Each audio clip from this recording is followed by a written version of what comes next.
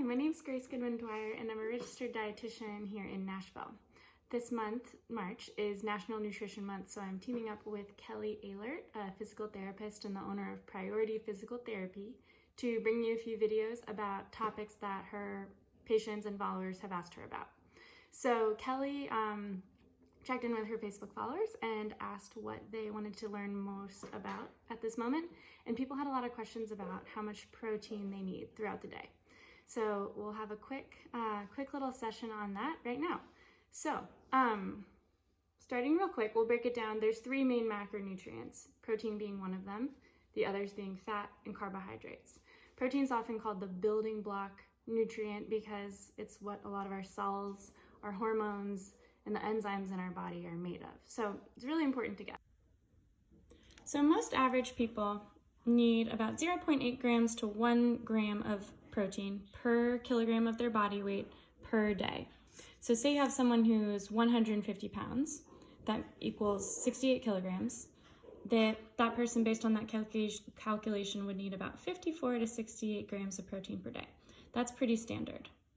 For multiple reasons, you might need more of a high protein diet. So maybe you're a strength athlete, maybe you're an endurance athlete. Both of those, research has shown that a high protein diet can benefit.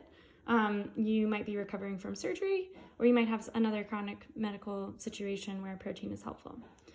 So in that, you might be looking at more like 1.3 grams to 1.5 grams of protein per kilogram of your body weight per day. So again, our 68 kilogram person in that high protein situation might need more in the 80s to 100 grams of protein per day, but that would be pretty high for most people. So those numbers of grams of protein might look a little bit abstract, and that's okay. It's not totally important to count protein throughout the day, and I'll get to why. But for education illustration's sake, I've put together two hypothetical people. So person A, you can see the meal that they had, or the snack, and how much protein it had. So this person has cereal with fruit, they have a Chipotle burrito bowl, vegetarian, grapes, and then a dinner of steak, potatoes, and broccoli. It comes to 68 grams of protein throughout the day.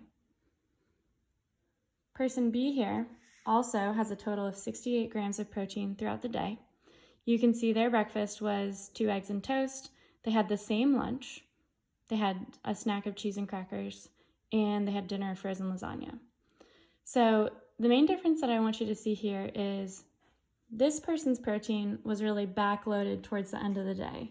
They have not so much, a little bit more, barely any, and then this big 50 grams that makes up almost the totality of their 68 grams. This person, meanwhile, has their dinner still is the highest meal in protein, but they've got the other grams of protein sort of more spread throughout the day. So the two sample days that I just showed you, both people were getting 68 grams of protein per day, which based on the calculation we did of a 150-pound person is totally normal, standard, and healthful. But one person was spacing protein throughout the day at every meal and every snack, while the other person sort of all loaded towards the end of the day. So the person who's eating protein throughout the entire day with every meal and snack is probably feeling better.